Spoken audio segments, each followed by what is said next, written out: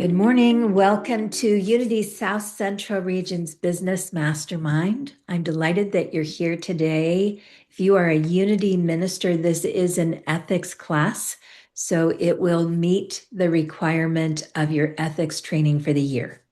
So if you haven't had that already, please make a note of this. Someone asked me this week, how do I get my credit? What do I have to do? You have to just keep track of it and be honest about it. And then when you list your classes, list this class. All the classes offered in the Business Mastermind are qualified for CEU credit. So if you find yourself short a credit or missing something, or there's something in particular that you really want training on and you haven't been able to find it, you can come back to this library and look at our archives and see what's there and see which kind of training you want. All of these classes are recorded for that reason. And also just because you never know when you're going to need to know about onboarding or increasing your volunteer base or how to do strategic planning, or you never know when you're going to need those things, and what we need for different communities that we service changes. So all of that information is available in the archives, and you can access it anytime you need it. And if you should be accessing something in the archives and then find that you have a question about it, reach out to me. I'm always happy to talk to you, always happy to clarify, always happy to help any way I can. Today's class, as I've said, hi Tish, nice to see you. Today's class is an ethics class, and we are talking about ethics and our online world. So I'm going to make sure that my slides are visible and then jump in and share them with you so we can jump right into this. All right.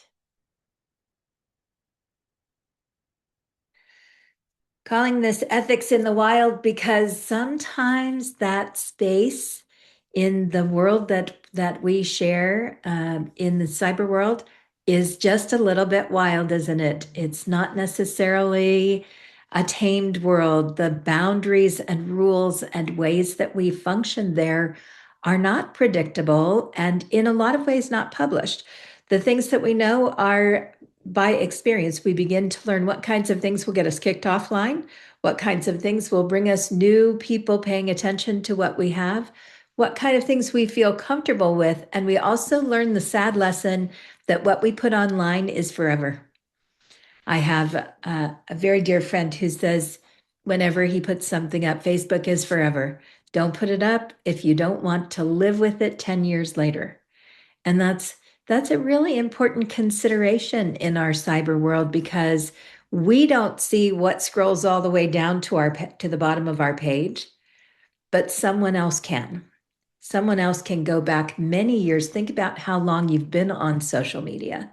Someone else can go back many years to find out how you feel about things and see what you've been talking about and how things have changed from one year to the next. So this is important in our personal posting, but it's also important when we think about all the other places that we post on our spiritual center page, for example, or in forums that we belong to. We have a particular voice authority that gets heard across a lot of mediums. So we're going to talk a little bit about how to honor that voice authority and at the same time maintain the level of difference between performance and presence, which is really important in our world of ministry. So I'm grateful you guys are here. Ministry no longer happens in the sanctuary or just in pastoral counseling sessions. It happens in comment threads, in live streams, and is affected by the decisions an algorithm makes about who sees us and when. So in times past, it felt like we had a little bit more control over where our message was going, but the companies who are running our social media have the ability to shift algorithms. So right now, the algorithm that we're kind of falling under, especially in Meta, which is Facebook and Instagram, is aimed at people with similar interests instead of people with like interests, people who already have liked us. So when we put something out that we think is going out to our friends, it's going out to a lot of new faces, people we haven't met before. And if you watch your comment stream, you'll start to see that there are people commenting that you haven't met, you don't know, and who don't necessarily have history for who you are, which is just an important thing to know. It's also important to know that you can't count on social media near like you used to be able to get your message out to the people that you think you're talking to. So if there's something really important you want to get out, it remains true that email is still our most effective way of directly contacting the people that we feel like we want to be in personal conversation with. And that means gaining your email addresses at the community level as people come into the church and as your visitors come in is really important. And continuing to build your email list is really important. And although we're not talking about marketing today, I mentioned that because once we kind of feel like, oh, I have 300 people on my church social media, I can reach everybody in my community that way. It's really important to know that the algorithm often interrupts that flow. Just because somebody has liked your page does not mean that they're getting your message. In fact, if they're not interacting with your page, the fact that they liked it means absolutely nothing. So it's important also to educate your community about that. If you want to consistently get the messages from Unity of Kansas City or wherever you are, you have to come in and interact with the page, like the posts, make a comment, do the things that tell the algorithm that this particular site is important to you. 3 shifts that have changed our way of working with social media and really have changed our life as ministers. One of those is that we don't have those boundaries, those brick walls where ministry just happens in our spiritual center. We think we do. It feels like that. Feels like we go in on Sunday morning and our people come in and we do what we do. But that has all changed because we're recording what we're saying, because we're sending things out on social media and through YouTube and through our website, because we have ongoing conversation that's taking place that sometimes we're in charge of it and other times we're not. There's conversation about our unity centers and about our ministry work that takes place from all of the people who hear us and spread the word. Oh, my minister this weekend was talking about this great thing. Here's what she said. It might not be what you said. It might not even be close to what you said. And you may never even see it. So you may be getting credit for things that you either would be pleased about or not. So it's important to pay attention to that and to just understand that our world has changed dramatically. And I know this is not new, but it's not something we think about in an ethical way. We generally think about all of this in relationship to our marketing and our messaging. Right now, I want you to think about it from the perspective of ethics. And ethics is our ability to do things in a way that has integrity or wholeness, in a way that allows us to stay with the message year after year. It's what we do that is so real that it's not likely to change much for us from decade to decade because ethically there are things that are right and there are things that are wrong. Gossip is never going to be a good thing. We know that. It's just never going to be a good thing. Critical conversation, especially constructive critical conversation, can be a very good thing. How we do the conversation makes the difference between constructive critical conversation and gossip. And the same is true here. How we live in our social media world, in our online world, in our YouTube world, in our Substack posting world, whatever that is that you do, how you do that makes a difference between whether it's ethical and whether it isn't. Influence has been decoupled from ordination. This is another really important thing for us. There was a time when our credentials really mattered, Today, anybody can be an authority. Today, having a good online performance can give you more social influence and authority than really understanding your theological base. And it's important for us as ministers who love to speak and love to have someone care what we say. It's really important for us to consider the difference between performance and presence, the difference between being the minister we want to be and getting caught up with the fact that many people are listening to what we say. Our influence matters. We wouldn't be in this job if we didn't care to have influence. So you may not think of yourself as an influencer, but you have influence to hundreds of people. You have influence all the time. There are hundreds of people, and by extension, hundreds more who are learning from you through them. You have influence out into the world. And it's really important to understand that you do have credentials behind that, and you do have certain standards that you work to meet that we've been taught to hold inside the walls of our sanctuary and really not been educated about outside. But presence is permanent now and searchable. You are searchable. What you say is going to live for a very long time in the social media world. And there are really important things about how we separate who we are as people and who we are as ministers. There are important ways to do that, and you have options in how you do it. Whether you say, this is my page as Sharon, and this is my page as Reverend Sharon. You can have both of those. What I have found is that when I have those two pages, people join both of them. So I'm not sheltering anyone from one page or one idea. Whatever I post, wherever I post it, the people who care what I have to say generally will follow me and join.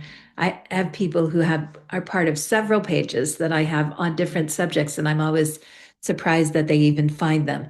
But the point of that is it's it's valuable on a regular basis to let people know if you're posting as a person rather than as the reverend.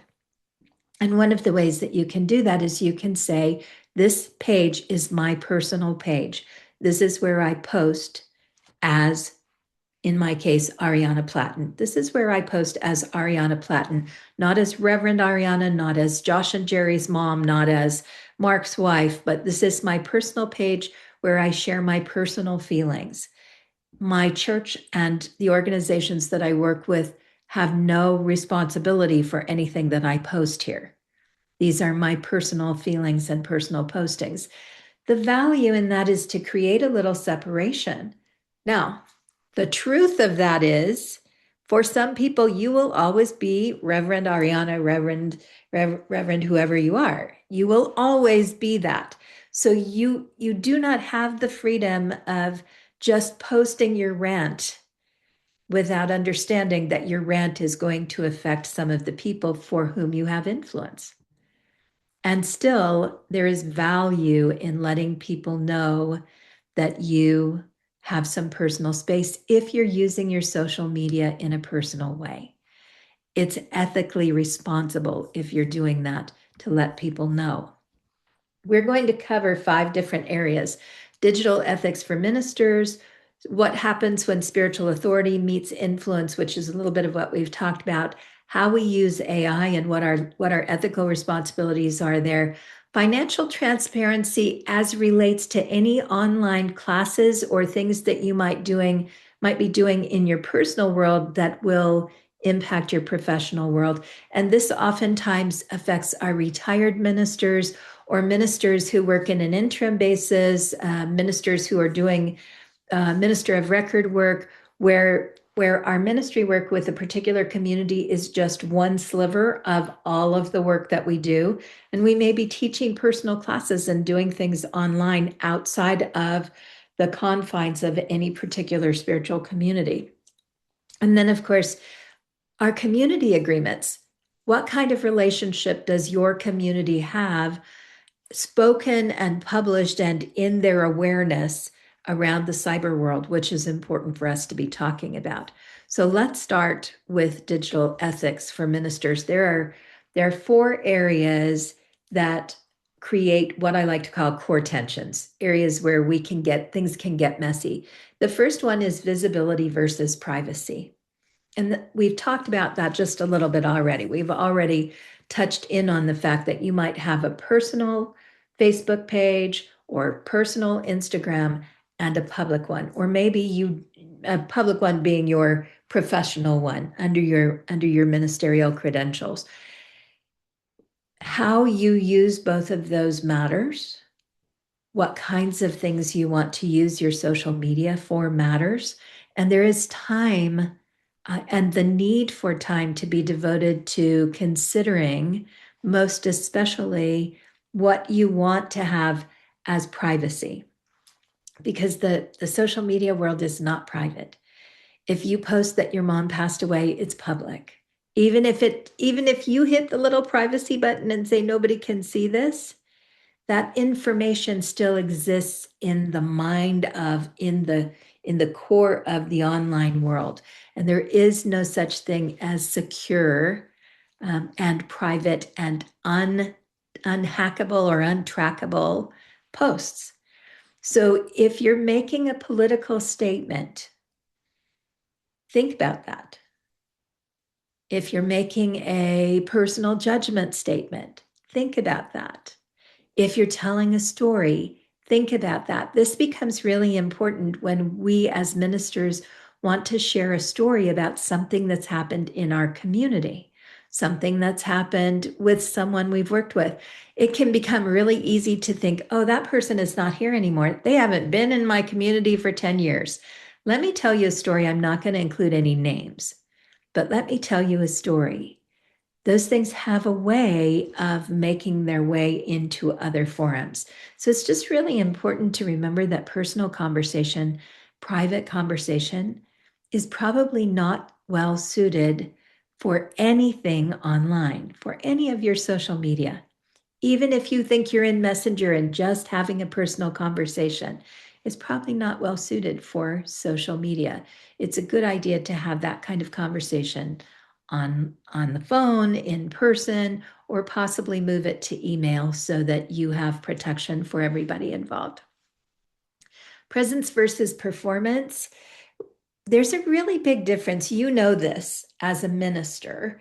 You know when you're on the platform and you're in performance. We're in performance when we're telling a story and we know the punchline. And we are building people up to the end of the story and we have them right there in our hands. We know that they're going to hit the punchline and we're going to hear that great roar of laughter that we love. There's performance. And then there's presence. And you've had that experience too, that moment when you are in the flow and what's moving through you, what's coming from your mouth, what's in your body language, what is with your people is so connected heart to heart and so spirit driven that you're really wishing you could take notes in the back because what's coming out of your mouth is really good and you didn't think about it. It just flowed through. Those moments of presence and performance are really different because the online forum has a camera involved. We tend to be more easily drawn into performance rather than presence. And that's a really important thing to think about if you're teaching online classes. It's really important to remember that the work that we do is guided by the indwelling divine. And when we lack that, our work becomes something different. It becomes something more about gaining people's attention than touching people's hearts. So what are your practices when you're online, when you're teaching online, or you're leading an online meeting, or you're engaged in an online forum? What are your practices for making sure that you're in true presence? Do you have a moment with your people of prayer? Do you have a moment of speaking to the energetic connection that this forum allows us to have? Are you really checking in on yourself to make sure that you're fully present before you come into the room? Those things are really important to the integrity of who you are as a minister and your ability to touch people in the ways that you really choose to. Pastoral care over platform growth, that has to do with the things that we post that are supposed to heal the human heart. All of our cute little memes and fun things that we post because we think the world needs it. What can happen if you post a lot of those kinds of messages is you can get more and more followers because you're posting messages that make people feel good. But we can forget in the process that it's not about more and more people. It's about thorough and complete pastoral care. So when you post and post and post great messages, are you actually giving people tools for taking those messages on? Are you actually inviting them into more conversation with you, into watching a Sunday service, into follow up? Because what can happen for people is that messages can become that thing that we work so hard not to be. We can become the source of toxic positivity. We're so happy all the time. Everything is really good. Life is beautiful. Be happy, be peaceful, be this, be this, be this. All the be things that direct people into who they're supposed to be and sometimes make them feel like they're failing. It's really important for us to balance those kinds of messages with the kinds of messages that welcome people into grief and that honor the sadness that people experience, or to be able to say, this may not be appropriate for you. We can forget things like economic disparity when we start talking about financial abundance and manifestation. We can forget that there are people for whom those words are really, really challenging because their life circumstances do not give them access. And so, how we message online, I guess what I'm trying to say is don't be so lighthearted that you forget the realities that people are facing. And as a minister in a one-to-one conversation or with your congregation, you would never miss those things because you're in one-to-one interaction and you can see people and you know who's receiving your message, but you don't know that online. So you have to have some kind of discerning as you post that allows you to think more into who might be receiving. It's very, very easy to post without that. But the fact that you have the credentials that you do, and you do the work that you do, and that gives you a certain amount of authority, also gives you ethical responsibility to think more carefully about what you put out there. Personal voice versus institutional voice. When are you your own personal voice, and when are you the voice of the organization that you represent? Do you run that filter when you post things? Is this something I would post on my personal page? Is this something I would post in the spiritual center, to the spiritual center arena? What am I commenting on? What am I commenting on is sometimes even more important than whether you post it on your personal page or your professional page, because we tend to comment because we have strong feelings about something. But have you ever noticed that when like you can look at somebody's comments and it'll come up and say, so and so, so and so, and so and so commented on this? So you'll see them, they're following this, or their names show up. Your name is showing up for people too. And if you're commenting on something that has a harsh edge to it, that's okay if you have strong feelings about it and it's something that you can stand with, but you're not invisible. Just because it's not your page does not make you invisible. Your name may be showing up right at the top of the page for other people who are looking at that message. So it's just important to be aware of that and to make sure that you think about it. So here's some guidelines for public ministry. One of them is consent before disclosure. The stories that we tell stay for a long time, even if the names that we use are names of people, are even if we don't use the names, even if we don't put the names out there, people recognize their stories and they can feel very exposed and very vulnerable. So being aware of the fact that you should not be sharing a congregant story in a public forum without some recognition that they might see it, and ideally with their permission to share that story. Hey, Judy, what happened today was amazing. I'd really like to write about it for my blog. I'd really like to write about it. I, of course, won't use your name, but I'd like to share the story of what happened today. Is that all right with you? Would you like to see it before I post it and make sure it feels comfortable for you? That can feel a little imposing. I have to ask everybody's permission, but it's a very public private world. It's a very public private world, and people already feel seen and scrutinized in big ways in the world that we live in today. And being put forth by your minister in a scrutinizing way can feel really uncomfortable. And we all sit here and think, well, I would never do that anyway. But it can happen so easily without us realizing.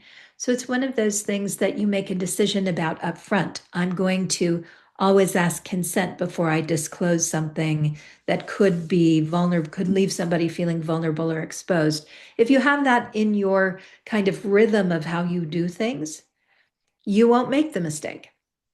If you've never thought about it, it's very easy to do.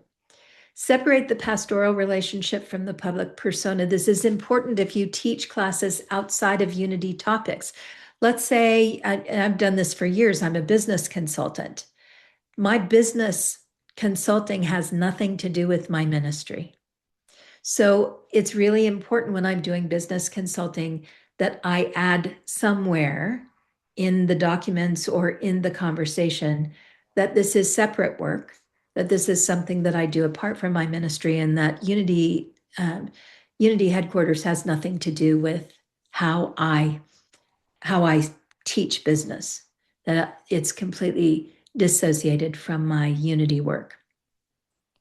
Know the difference between ministry and marketing. How are you using your page? If your page is for marketing, that's great. Use it for marketing. Show pictures of your congregation, talk about upcoming events, share stories about events that just happened, post quotes from the Fillmores. All of that is marketing. Your ministry, to really work in ministry, is to start a prayer page and say, in this arena, you can come in and say, I'm having troubles with this, and we will pray for you each week. That is a ministry-oriented activity. If your conversation online with someone becomes ministerial, you have to decide if you want that online or if you want it in a public forum, if you want to move it into a private area, because other people don't think about this. They might see that you're online and you posted some great meme about grief, and they may jump into the comments there and write a whole diatribe about how they lost their dad to suicide and what happened and how sad they are. You have to make an important decision right there if you want to publicly minister to them, or you want to say, I'd like to invite you into a private conversation. Here's how you can reach me in, even in Messenger is better than in a public forum. But ideally, here's my ministerial email address. Reach out to me here and let's have a personal conversation, because you never know what people are going to say in that conversation, and it stays there. People forget to go back. You can delete comments, but people forget to do that, and personal information about them can come out in a conversation where you were just trying to be helpful. So we're taught a lot about confidentiality and privacy. The world is not. And it may not be as important to them as it is to you, but we learn about privacy and confidentiality for reasons, because 5 years later, someone may feel really different when a post that they made emerges or a conversation emerges that now feels public instead of private. Practice being the same self online and in person. That's a valuable bit of advice. Practice being the same self. If you are non-performative and presence-based, which most of us try very hard to be, then ask yourself, How well do I do at being that online? Who am I choosing to be online? And how am I using my online forum? It's very, very different things. There are very different things that we would say to someone personally or would say to them in a public forum. So just keep those things in mind. And this is all about decision making, isn't it? It's about thinking in advance to what we're doing rather than being responsive and reactive. Is very different.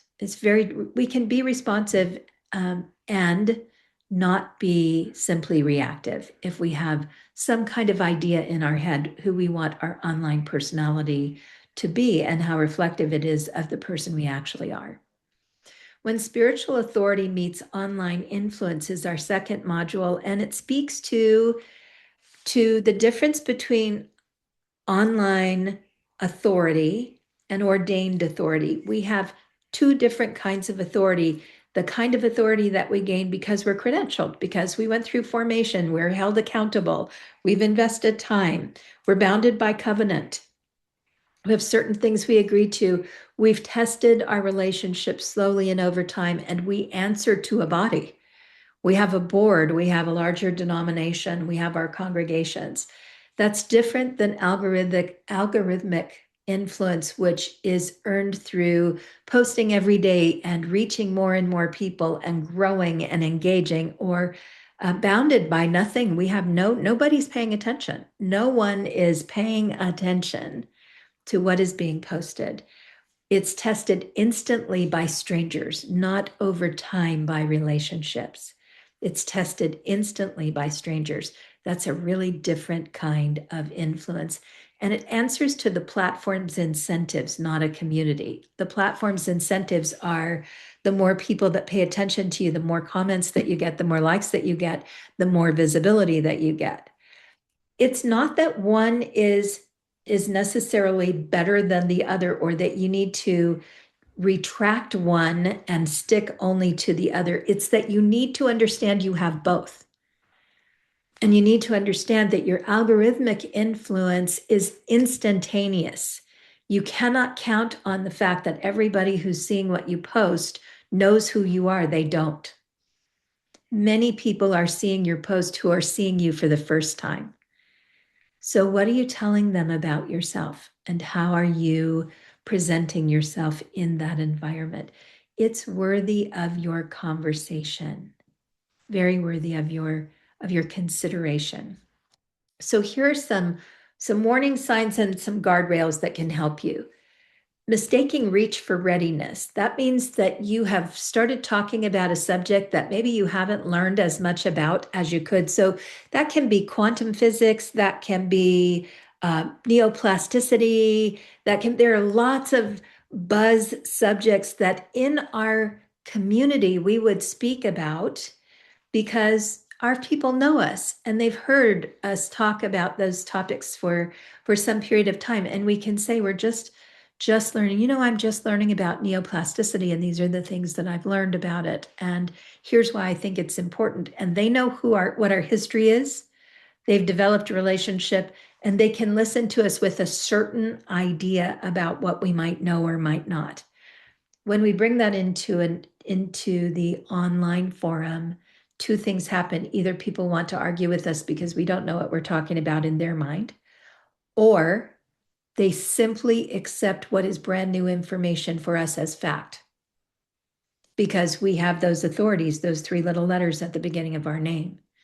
So it's worthy of our consideration. One of the ways that we do that is the same way we do in ministry. We have a peer review our teachings before we start really pushing them out. We speak to other professionals, or we speak to peers or colleagues who have more information. We get ourselves some mentoring, but we make sure that what we're speaking about, we really understand. And this is incredibly important in the world of AI, because you can go out and ask your AI a question and get an answer and think you know what you're talking about. And if you don't have the full context, you can mislead people. Turning vulnerability into content strategy. This goes back to I'm going to speak to the story of the family who lost their child or I'm going to tell my personal story in this way because other people who have a like personal story will relate to it. It's really important for us to know when we're posting because we want support and when we're posting because we want to share a story in a healing way, because we are human beings and there are times that we need support too. And valuable for us to be able to take our own vulnerability out into the world in a truthful way. There is a difference between being vulnerable and turning that into telling the story deeper and deeper so that we get more and more likes. And that's hard to measure sometimes because when people really respond to something, we naturally want to give them more of it. But it's important for us to pay attention to what the story is that we're leaving them with, because oftentimes, again, we have perceived authority and an unknown audience. Letting prophetic voice collapse into personal brand. Prophetic voice being the teaching voice. Am I teaching as a unity minister, or am I teaching as my personal self in my personal way because of my personal experience? Those are two really different things. And it's not hard to give clarity. It's not hard to say, the subject I have for you today comes from my own personal experience and shouldn't necessarily be run through my theological foundation. This is something that I've studied on my own outside of my theological foundation, and I am thrilled to be a unity minister and also want to make clarity that this is not a unity teaching. We know how to do that in our congregational setting. We've all learned to do that in our congregational setting, but it's important to do that online for the very same reasons, and we often forget to do it online. Publishing with no accountability structure. Who's checking on you? Have you invited your board to look at even your spiritual center posts and give you some feedback? Are you the one who runs your spiritual center posts, or does somebody else do it? And are you holding that kind of supervisory role over what goes out online? Do you pay attention? Do you give directions if you have an administrator to what kinds of things you want posted? And more importantly, is there anything you wouldn't want posted? And how often does that look? If you have an interfaith slant like I do, you might be really open to your administrator posting lots of things from Buddha and lots of Hindu teachings and other teachings. But in doing that, if you're not monitoring, you may lose the integrity of your unity message. So you may need to be watching to make sure that what goes out online falls within the context of your unity teachings if you're talking about your unity page. If you're speaking into your personal page. I found this on the web. For what goes out online falls within the I don't know if you guys heard that, but my phone is having a conversation all by itself. It's important for you to pay attention on your personal page to what you would say your personal brand is. So my personal brand is soft, nurturing, mother-like, sage, wisdom keeper, wise woman. That is how I'm known in the world. I know that about myself. When I'm upset, I usually try not to post because if I post into that time, I have people who really are going to take what I say to heart because I post as wise woman, as woman of 35 years of experience out in the world. And I might just be having a bad day. I might not feel the same way the next day. But because I post from a voice of authority, my opinions from day to day can affect people. So just valuable to ask yourself who's running a little guardrail for you, who's paying attention. Is there anybody in your circle of friends, acquaintances, or colleagues who would say, I think you should take that post down? I don't think that post really reflects who you are all the time. I think it reflects what you're feeling today. You don't know, of course, you have free will about whether you keep your post up or your post down. The question is there somebody in your life who follows you closely enough that they would notice and would say something to you? That's a valuable thing to have. In my case, my husband has that permission. I have verbally given him that permission because I know he reads what I post. And I've said to him, if I ever post anything that just feels off color, not like me, or feels like it could be, you know, confusing or difficult for people I serve, please let me know because I might be in a state of mind. There might be something really under my skin. There might be something going on. So it's valuable to let someone in your world know that they can speak up because we're all human and the frailties of humanity are not something any of us can escape. And again, voice of authority makes a difference. AI, we're not getting away from it. I don't care if you love it or you hate it, it's there. It's going to continue. I don't see it going away anytime in the near future. It may evolve into something different than we think. I'm holding a very positive point of view about its ability to help mankind solve some of the big major problems we don't have answers for.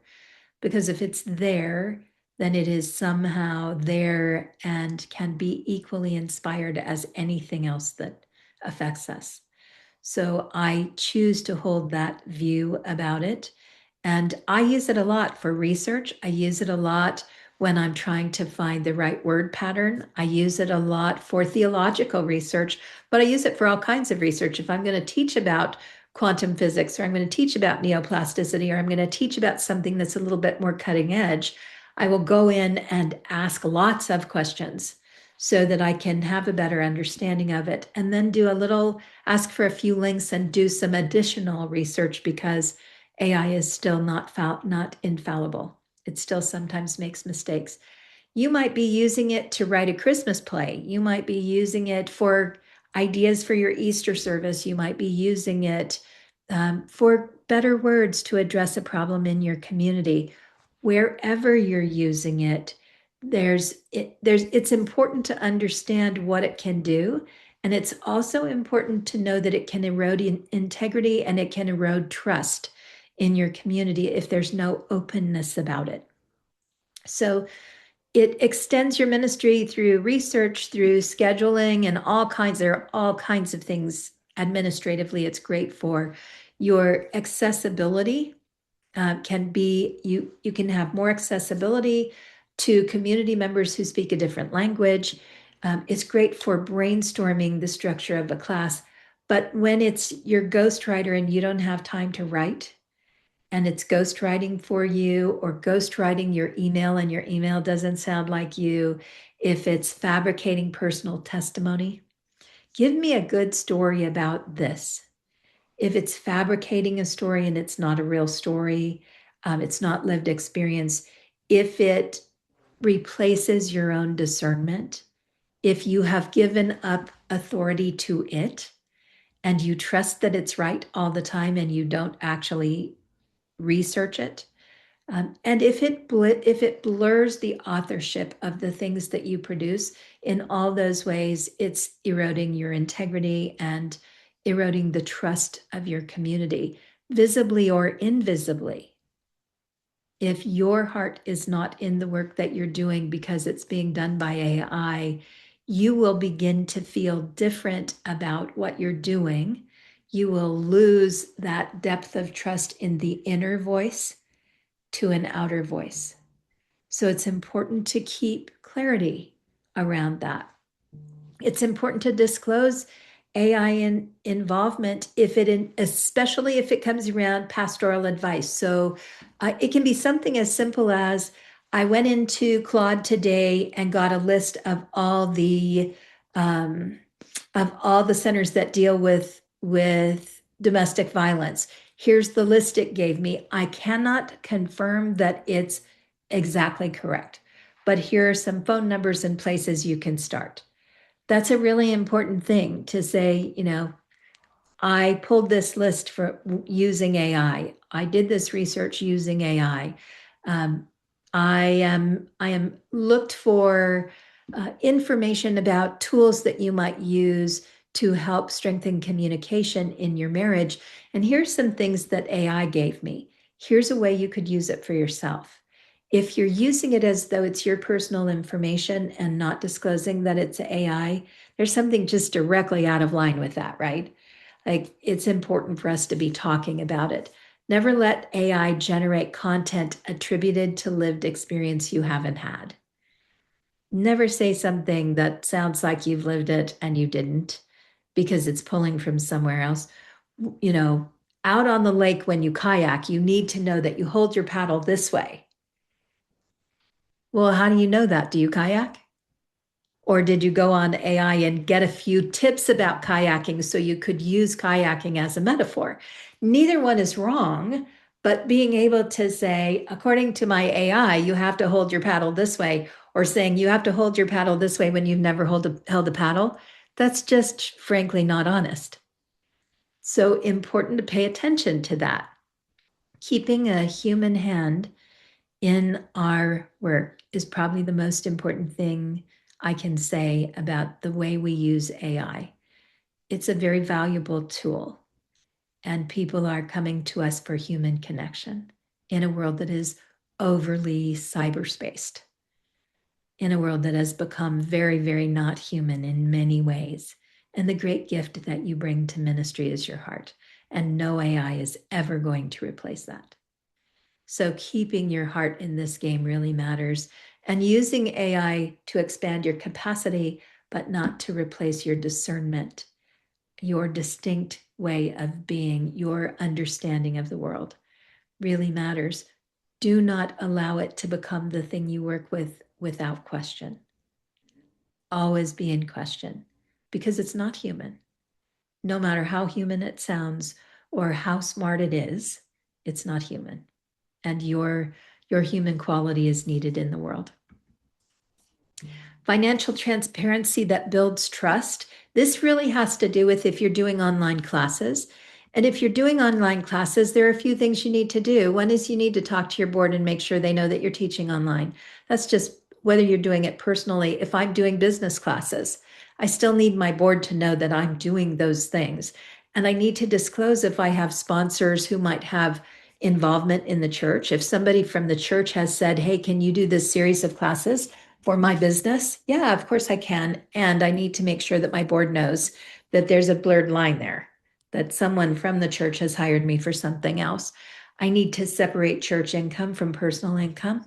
And I need to be in integrity with my community about where my money is coming from and how I'm managing it.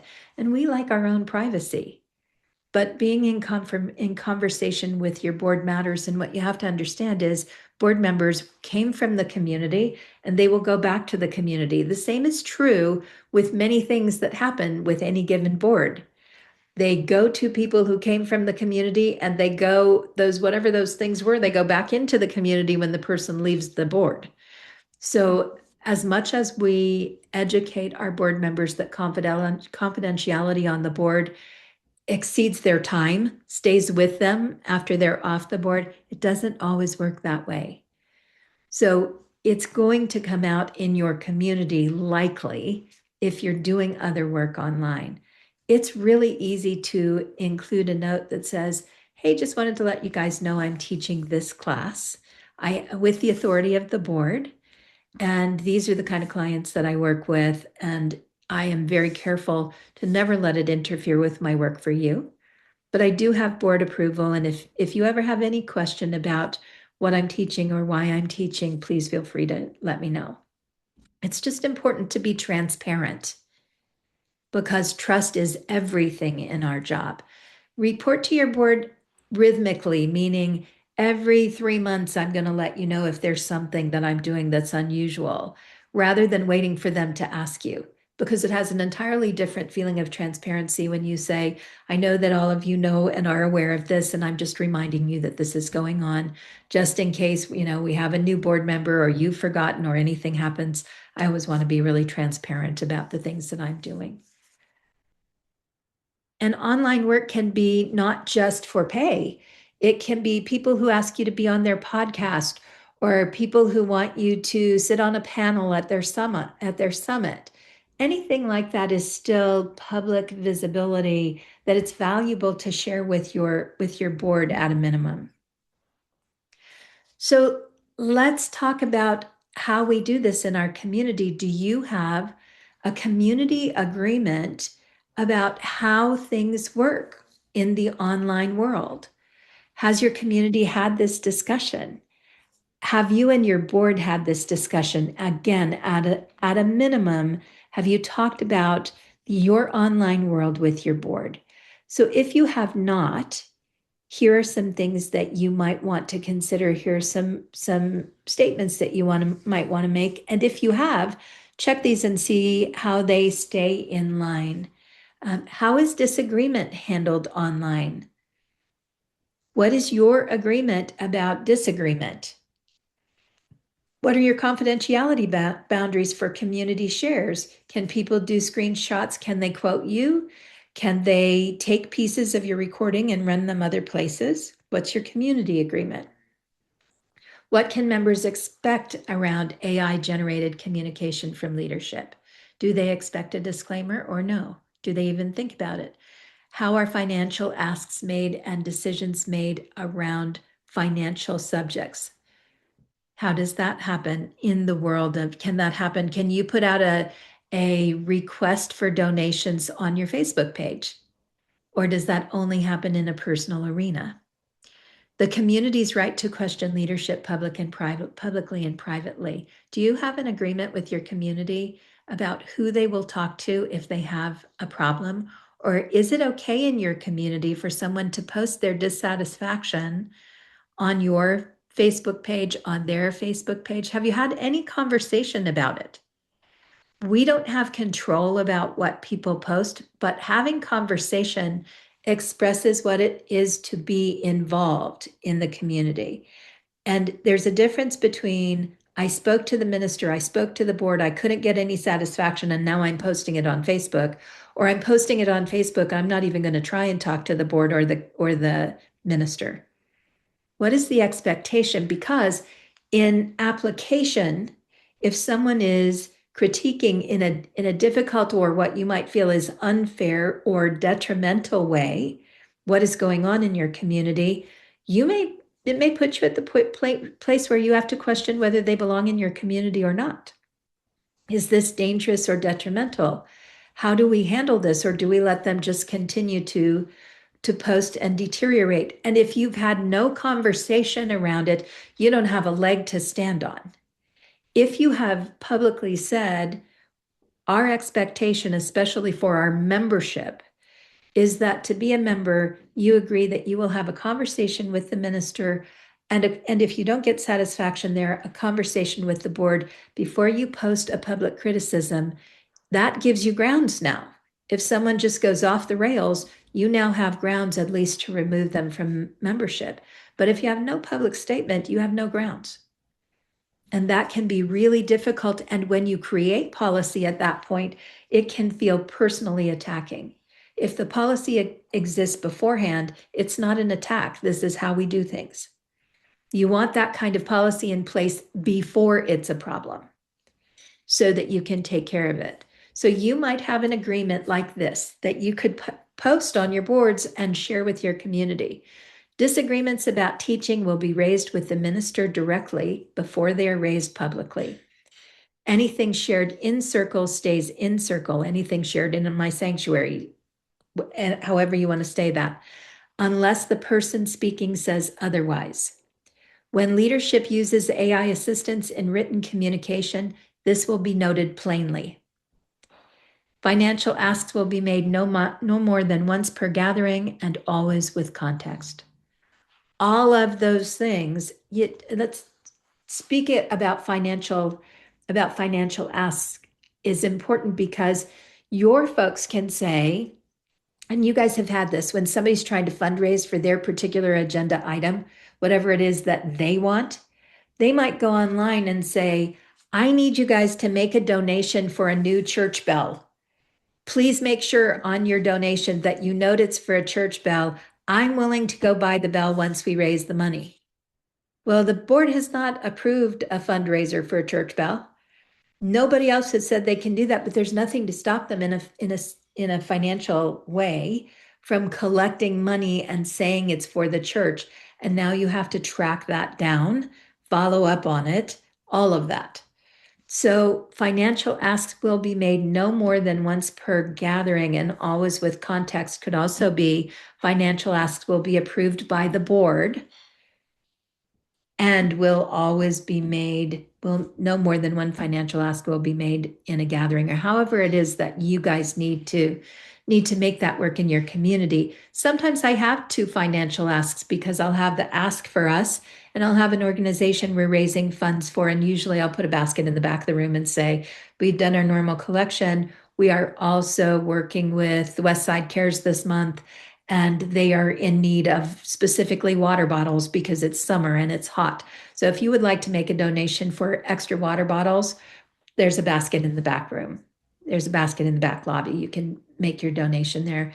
However you do that, the financial statement part of this really matters when it comes to how we use our online forum and how we get approvals to ask for things financially, that we follow that same strategy online as we do off. And that is really the entirety of what we're talking about when we talk about our online environment, is that we have assumptions that things carry over because we do them a certain way in our congregation, and we think that people know that that applies everywhere, but it doesn't. If you don't have a financial, if you don't have an online agreement, if you don't have any online language, and you haven't spoken about that arena, then what's true is you don't have an agreement. It's an entirely different world. We all go out there and look at it. It's an entirely different world. So these things help us to have ethical clarity. They help, the discerning helps us to make good decisions because we know upfront how we're using this platform, any platform. And we also keep in mind that our impact is affected by the fact that we're ministers. We have natural influence. Even if it only looks like two people clicked yes, they agreed with you, you have influence out into a much greater world. So keep that in mind as you go forward. I love you. I appreciate you so much. Thank you for the amazing work that you do in the world. And we will be talking about this subject in the middle of the month when we gather again. So look at it right now and then bring your questions and your circumstances to our meeting at the middle of the month, and we'll talk about it more. All right? Have a beautiful day. I'll see you soon. Thank you.